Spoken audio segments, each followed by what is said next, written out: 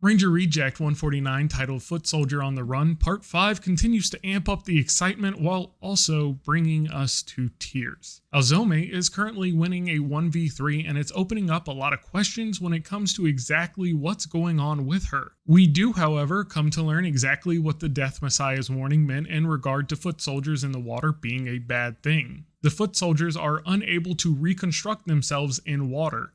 Taking that fact and applying it to how foot soldiers are invincible, it looks like water is the perfect method to inflict as much pain as possible to foot soldiers without actually taking them out. But unfortunately for Dee, this is something that Azome is completely aware of, with her claiming that she's experimented on plenty of foot soldiers. This also opens up the question of what exactly the Blue Battalion is doing up in the fortress if Azome was able to just torture foot soldiers in her free time. Just to focus on Azome a bit more before talking about anything else, she is really losing her mind to the thought of revenge, even convincing herself that if she takes out Dee, it'll bring Blue back. It's really sad to see how far she's fallen. The other thing, what in the world is going on with her powers?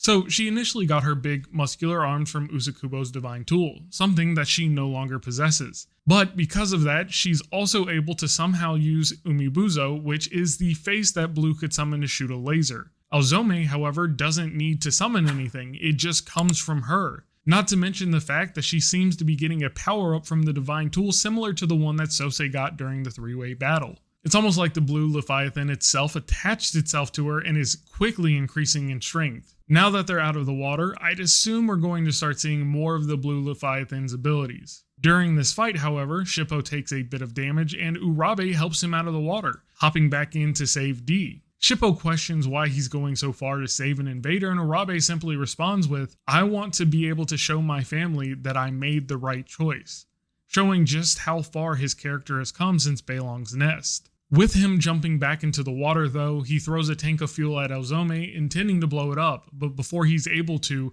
a watery hand comes out of her body to stop the shot. This is where we get to see that power up similar to Sosei's, which unfortunately is disastrous for Urabe as she punches him so hard it sends him flying out of the water. Dee, however, takes this chance to get behind her, setting off that second gadget we saw him get at the beginning of this volume to create a huge explosion. This ultimately gives him enough time to get out of the water where he sees Shippo, trying to wake up Urabe. God no, not my boy. Don't take Urabe from me. I can't believe you, Negi. I swear, when I find you, we're gonna have a couple of unsavory words. As Dee is paying attention to that though, we see Azome creepily coming out of the water, and Dee tells Shippo to help Urabe and he'll take care of her. I think it's almost time. Next chapter, we have got to see Dee's secret weapon. He's out of divine gadgets, it's the only thing left, and I'm so ready for it. I do want to point out that I think Shippo might be realizing who Dee is by this point. The banter from last chapter, Urabe's insistence on helping Dee, and now Dee calling him by his name while he's in uniform. I don't care how dumb he has got to realize it by now.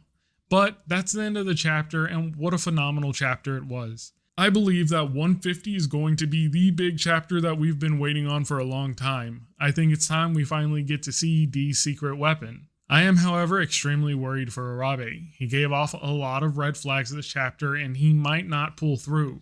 In the early synopsis of the chapter, it said that he got punched so hard it stopped his heart. That wasn't explained in the chapter itself, but it could be a translation thing. If he doesn't make it, I might have to take a break from Ranger Reject. Just kidding, that never happened. But now it's question time. First question is from Black Fox 777. How deranged do you think Azome is going to be when she fights Dee? Well, currently she's looking pretty deranged, but I think it's only going to get worse the longer this fight goes on. I'd assume by the end she's going to be dead or have completely lost her mind. Nitrox Undead asked, are the Neo Rangers based on Kamen Riders? It does look that way. Their design, along with the fact that they technically operate in a three-man team, is very similar to Kamen Rider. Looks like Negi was trying to set up some Super Sentai versus Kamen Rider action. Jacob Balonzi. Is it Jacob Balonzi? Jacob Balonzi or Jacob Alonzi? Just want to make sure I'm saying it right. But there was technically two questions here. Are we going to see Peltrola next? It is completely possible, but as far as I remember, Peltrola is still inside of X's. So who really knows? Completely depends on if he has a reason to show himself. The second question is, where do you think the Neo Rangers are getting their divine weapons from? My only assumption is that they still have access to the IRA's equipment and they were able to repurpose it. Either that, or they have an inside man in the Yellow Battalion that we may not know about yet. It could be Wendy. Negi put a little too much focus on the fact that Wendy personally gave D his divine gadget. So that could be the inside person. For what reason though? I have no idea. With that though, we come to an end. Feel free to leave any questions that you have for me, and if you enjoyed the video, why not like and subscribe? Otherwise, peace.